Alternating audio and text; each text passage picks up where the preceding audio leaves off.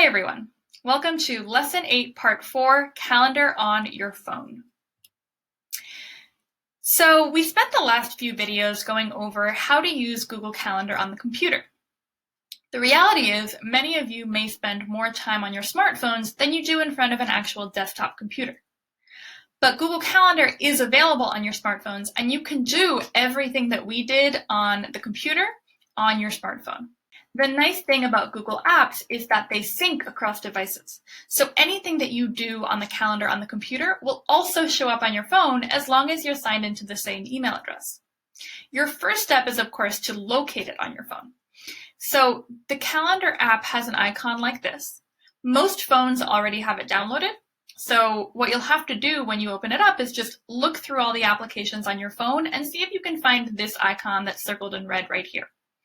If you can't find it, it's not on your phone already. It's also free on the App Store. You just have to search for it and download it.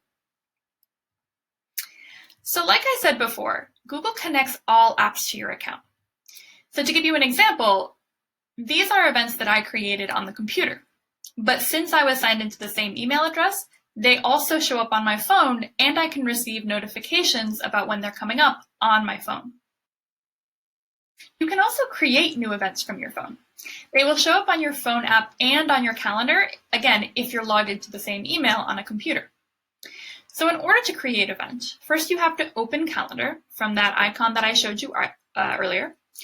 And then I need to look for the time frame that I want. And then I just tap with my finger and it will create a new event. Now, right now, it's just a basic new event. In order to edit it and make it the specific event that I want, I need to click on it again. And when I do, or tap on it rather, when I do, it will open up with more options, just like on the computer.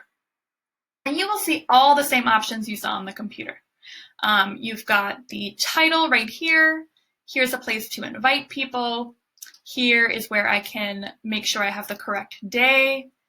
Here's where I can change the times. If you scroll down, you'll get more options like color. But once I'm done filling in all of my details, I just click Save, and then you'll have to click Done. Now, I do want to point out that the application looks a little bit different on different types of phones. So here on the left, you see an Android device, and here on the right, you see an iPhone. So you can tell if you look at them that they do look a little different. But they have all the same features. They both have a title up at the top. They both have a place for you to add people. And just like on the computer, in order to add people, you would add their email addresses. They also both have a place for date, start, and end times. And they both have a place to set custom notifications for yourself. As I mentioned, once you're done filling it in and customizing it, you would have to click Save at the top right corner, and then it would appear on your calendar.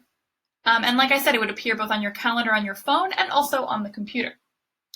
Now, it might seem a bit overwhelming, but it does take a little bit of practice. You'll just have to try creating some events. Don't be afraid to play around with it. You're not going to break the phone.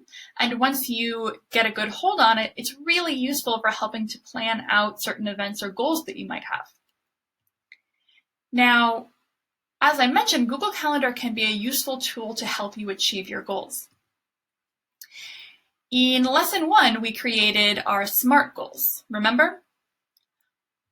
So our SMART goals included a lot of steps that you would have to complete. And remember, since they're SMART, they're time-bound. So there are certain deadlines you might have for steps for each step in your SMART goal plan. So here's an example of mine. If I said I wanted to obtain my CDL license by my 10th month in program, I first need to study for the CDL permit test 3 times a week for 2 hours. Then my goal is to take the CDL permit test by my 6th month in program. Then to submit my CDL driving application by my 7th month, take my CDL road lessons, and pass the CDL road test. So as you can tell, I've got a lot of steps that I need to keep track of.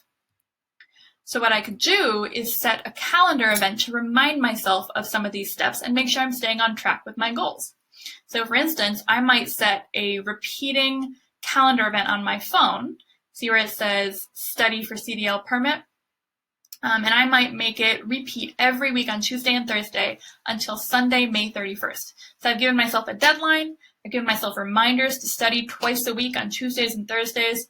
I've set it to be for 2 hours. It's before I go to work. And this is going to help me remember to keep on track with my goals so that I know I'm on track to achieve them. Now, your assessment is going to be do something like this. You'll have to create a calendar invite for one of the steps for one of your SMART goals. All right, you have completed the video for Part 4, Google Calendar on your phone. Now you'll have to return to Google Classroom classwork page and take the Lesson 8 Part 4 assessment. If you get stuck on it, or if you don't remember how to create an event on your phone, please come back and watch this video again as many times as you need. Thank you for watching.